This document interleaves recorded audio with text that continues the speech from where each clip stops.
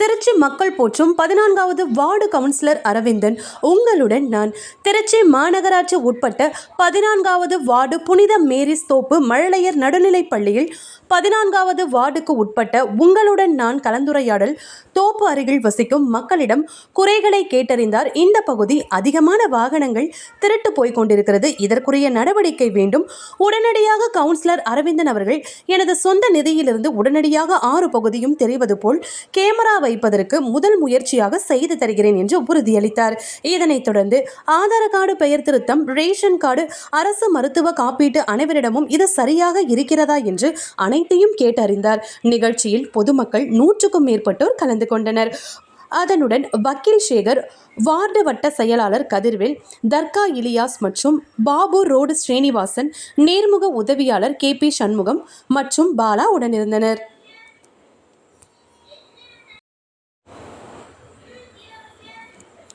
திருச்சி மக்கள் போற்றும் 14வது ward councillor Aravindan உங்களுடன் நான். திருச்சி மாநகராட்சி உட்பட்ட 14வது வார்டு புனித மேரிஸ் தோப்பு மழலையர் நடுநிலைப் பள்ளியில் 14வது வார்டுக்கு உட்பட்ட உங்களுடன் நான் கலந்துரையாடல்.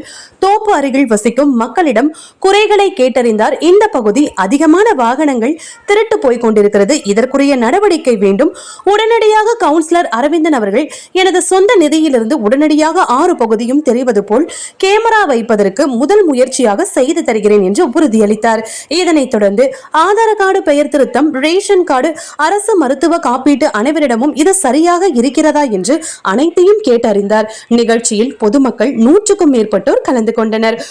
அதனுடன் வக்கீல் சேகர், வார்டு வட்ட செயலாளர் கதிர்வேல், தர்கா இலியாஸ் மற்றும் பாபு ரோடு ஸ்ரீனிவாசன், நேர்முக உதவியாளர் KP சண்முகம் மற்றும் பாலா உடனிருந்தனர்.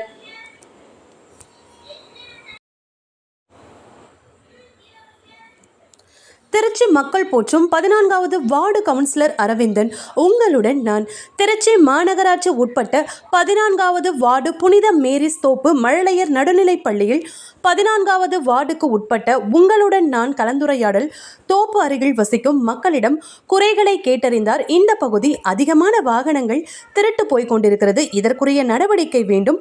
உடனடியாக கவுன்சிலர் அரவிந்தன் அவர்கள் எனது சொந்த நிதியிலிருந்து உடனடியாக 6 பகுதியும் தெரிவது போல் கேமரா வைப்பதற்கு முதல் முயற்சியாக செய்து தருகிறேன் என்று உறுதியளித்தார்.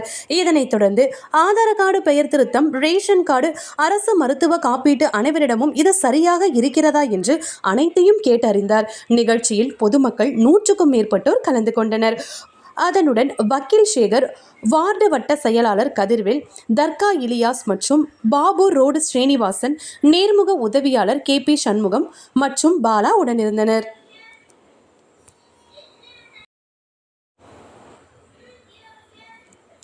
திருச்சி மக்கள் போற்றும் 14வது வார்டு கவுன்சிலர் அரவிந்தன் உங்களுடன் நான். திருச்சி மாநகராட்சி உட்பட்ட 14வது வார்டு புனித மேரிஸ் தோப்பு மழலையர் நடுநிலைப் பள்ளியில் 14வது வார்டுக்கு உட்பட்ட உங்களுடன் நான் கலந்துரையாடல்.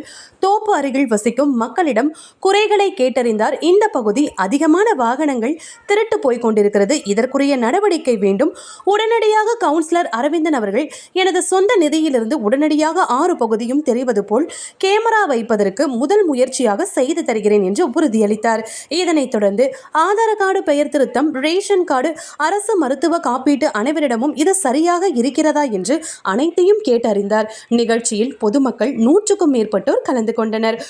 அதனுடன் வக்கீல் சேகர், வார்டு வட்ட செயலாளர் கதிர்வேல், தர்கா இலியாஸ் மற்றும் பாபு ரோடு ஸ்ரீனிவாசன், நேர்முக உதவியாளர் KP சண்முகம் மற்றும் பாலா உடனிருந்தனர்.